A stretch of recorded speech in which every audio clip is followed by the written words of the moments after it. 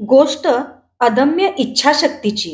गोष्ट दिवसा स्वप्न बघून ती पूर्णत्वाला नेण्यासाठी केलेल्या धडपडीची. गोष्ट संधीचं संकटाचंही सोनं करून हजारो अपंग बांधवांना स्वावलंबी आणि सन्मानाचं जीवन जगायला शिकवले. शिक्षणाची आणि कामाची संधी उपलब्ध करून दिली त्या नसीमा दिदींची. अर्थात गोष्ट चाकाच्या खुर्चीची. नमस्कार, मी अक्षरा पाटील. पुस्तक वाचन या युट्यूब चॅनलमध्ये आपणा सर्वांचं खूप मनापासून स्वागत. मित्रांनो, केवळ आणि केवळ अपंगांच्या कल्याणासाठी ज्या झटत राहिल्या त्या नसीमा दिदींचं आत्मचरित्र चाकाची खुर्ची या पुस्तकाचं आजपासून आपण वाचन करणार आहोत. तत्पूर्वी चॅनलला पहिल्यांदाच असाल किंवा चॅनल यापूर्वी सबस्क्राईब करायचं राहून गेलं असेल तर चॅनलला आधी सबस्क्राईब करा आणि पुस्तक वाचन कसं वाटलं ते कमेंट बॉक्समध्ये कमेंट करून जरूर जरूर कळवा. मनोगत. चाकाची खुर्ची हे साप्ताहिक सदर 1999 मध्ये दैनिक सकाळच्या कोल्हापूर आवृत्तीसाठी मी लिहिलं. रविवारच्या सप्तरंग पुरवणीत वर्षभर आलेलं माझं हे लेखन असंख्य वाचकांच्या इच्छेप्रमाणे पुस्तक रूप घेतंय याचा आनंद वाटतो. तेव्हाचे कोल्हापूर सकाळचे आणि आताचे पुणे सकाळचे संपादक श्री अनंत दीक्षित आणि आमच्या helpers of the handicap Kolhapur संस्थेचे संघटक खजानीस श्री पी डी देशपांडे यांच्या आग्रहामुळे मी लिहायला तयार झाले खरी, पण पहिला लेख लिहिताना मनावर प्रचंड दडपण होतं. आपल्याला वेळ कमी, लिहायची सवय नाही, उगाच हे लचांड मागे लावून घेतलं असं वाटू लागलं. पण लेख छापून येऊ लागले तसतसा माझा आत्मविश्वास वाढू लागला. वाचकांचा प्रचंड प्रतिसाद मला सुखावू लागला. नकळत मी सुद्धा रविवारची वाट पाहू लागले. भूतकाळ आठवून लिहित असताना परत एकदा ते आयुष्य जगत असल्याचा भास प्रसंगी विलक्षण त्रासदायक असे. ज्यांच्या आठवणींनी त्रास व्हावा असं माझ्या आयुष्यात बरंच काही घडलेलं आहे. विस्मरण मला त्यामुळेच वरदान वाटतं. तरीही हे सगळं लिहिलं ते बरं झालं असं आता वाटतंय. माझ्या धडपडीतून मी जे काही शिकले ते नकळत यातून आलं आहे. ते वाचल्यानं पुढचा शहाणा झाला तर त्याला कमी ठेचा बसतील, मग ती कोणी अपंग व्यक्ती असो वा एखादी सार्वजनिक संस्था असो. गेली 28 वर्ष मी अपंगांच्या पुनर्वसनाच्या कार्यात आहे. हे कार्य करीत असताना कुठलीही मर्यादा मी कधीच मानल्या नाही. अपंग व्यक्ती दिसली, तिची अडचण वा गरज जाणवली की आपल्या परीनं तिला सहकार्याचा हात पुढे करणं, तिचं जीवन सुसह्य करण्याचा प्रयत्न करणं हेच माझ्या जीवनाचं ध्येय आहे. या क्षेत्रात मी कशी आले हा प्रश्न मला नेहमीच विचारला जातो, तेव्हा त्याबद्दल थोडंसं सांगते. मी जन्मताच अपंग नाही. वयाच्या 16व्या वर्षी मी प्री डिग्रीमध्ये शिकत असताना पाठीच्या दुखण्याचा इलाज कमी करण्यासाठी हॉस्पिटलमध्ये ऍडमिट होते आणि एकाएकी माझ्या शरीराच्या कमरेखालील भागातील चैतन्य मी कायमचं गमावलं. 3-4 वर्ष पाठीत दुखत होतं. त्याचं योग्य निदान डॉक्टरांना करता आलं नाही. माझं पाठीचं दुखणं हे काल्पनिक असल्यानं त्यावर मानसोपचार करावेत इथपर्यंत डॉक्टरांचं मत झालं. दुखण्याचं मूळ माझ्या स्पायनल कॉर्डमध्ये होतं हे डॉक्टरांना उमगलं नाही. परिणामी मी पॅराप्लेजिक पेशंट झाले. योग्य वेळी योग्य निदान आणि त्यावरील योग्य उपचार झाले असते तर कदाचित असं घडलं नसतं. मी खेळाच्या किंवा नृत्याच्या क्षेत्रात तुम्हाला दिसले असते. शाळेत, खेळात व नृत्यात मी नेहमीच आघाडीवर असे. जयसिंगपूरच्या शाळेत 7वीच्या वर्गात शिकत असताना सांस्कृतिक कार्यक्रमासाठी आम्ही राधाकृष्ण नृत्य बसवलं होतं. त्यात मी राधा झाले होते. नृत्याचा कार्यक्रम चालू असताना फळ्यांचं स्टेज एकदम कोसळलं आणि त्याबरोबर मीही खाली पडले. मला बाहेर काढून स्टेज पुन्हा उभारून शिक्षकांनी पुढील कार्यक्रम पुकारल्याबरोबर आमचा नृत्याचा कार्यक्रम आम्ही पूर्ण करणार असा आग्रह मी धरला व त्याप्रमाणे नृत्य पूर्ण केलं. त्यावेळी मिळालेलं पहिलं बक्षीस पडल्याबद्दल खचितच नव्हतं, तर पडून पुन्हा उठण्याची जिद्द माझ्या स्वभावात लहान वयातही होती. पण पॅराप्लेजियाच्या दुखण्यानं मी अंतर्बाह्य उन्मळून पडले.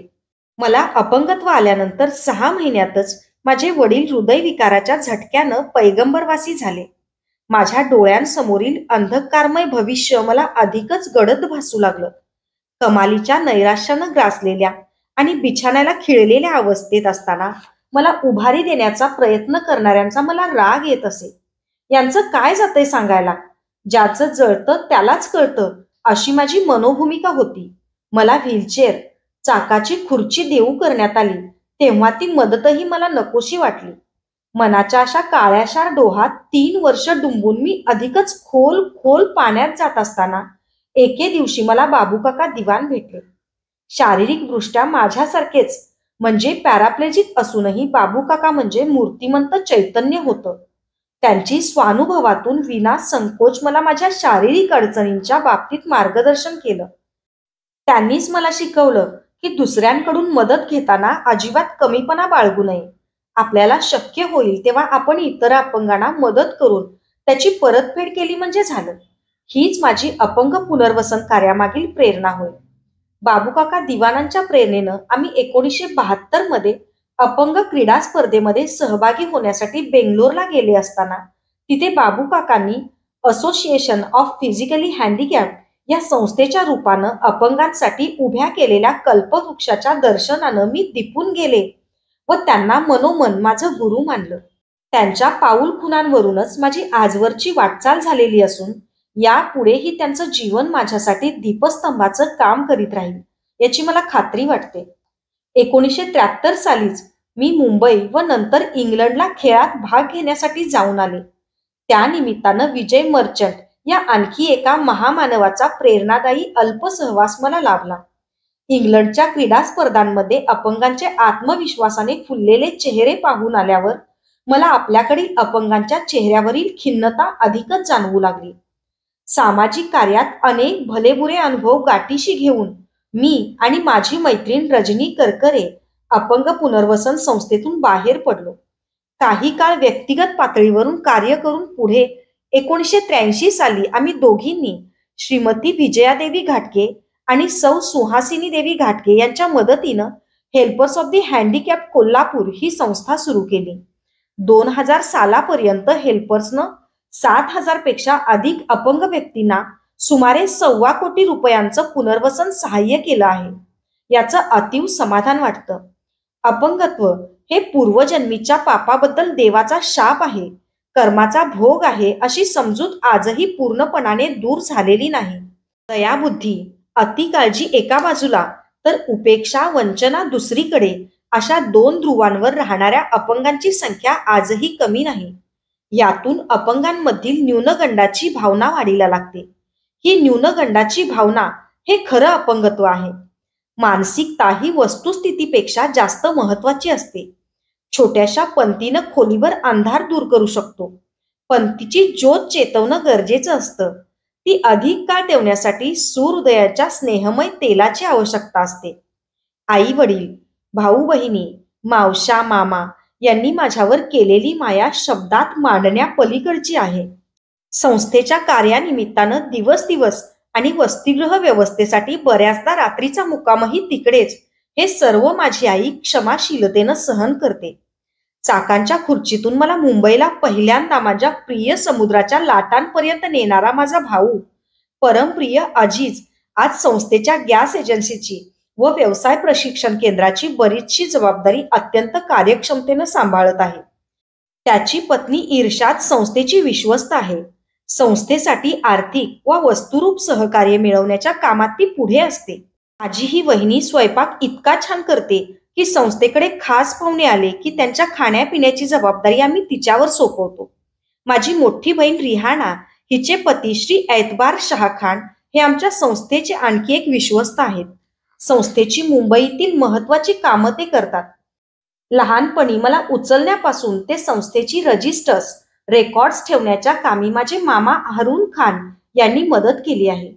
कुठलंही रक्ताचं नातं नसलेली पण माझ्या जीवाची जिवलग असलेली सौ रजनी करकरे देशपांडे, श्री मनोहर देशप्रतार, श्री पी डी देशपांडे आणि श्री श्रीकांत केकडे हे संस्थेचे 4 भक्कम खांब आहेत. रजनीनं मला अगदी सुरुवातीपासून कार्यात साथ केली आहे. देशप्रतार उत्तम संयोजक असून कोणतंही काम करण्यासाठी सदैव तत्पर असतात. महत्वाच्या बाबींवर मी ज्यांचा सल्ला घेते ते पीडी पत्र छान लिहितात. अपंगत्वाशी काहीही संबंध नसताना केकडे यांनी संस्थेच्या कार्याला वाहून घेतलं आहे. या 4 व्यतिरिक्त अभिजित गारे आणि डॉक्टर छाया देसाई हे दोघे तरुण विश्वस्त संस्थेच्या कार्यात महत्वाचं योगदान देतात. कोणतंही काम असो, सल्लागार असलेले श्री सुरेश शिपूरकर आणि श्री अविनाश वाडीकर हाक मारताच धावून येतात. श्री वाडीकर कॉट, गाद्या, दूध वसतिगृहासाठी मोफत देतात. रात्री अपरात्री आपली मारुती गाडी घेऊन संस्थेच्या कार्यासाठी येतात. अनेक कार्यकर्त्यांच्या सहकार्यानं संस्थेचं काम होत असतं.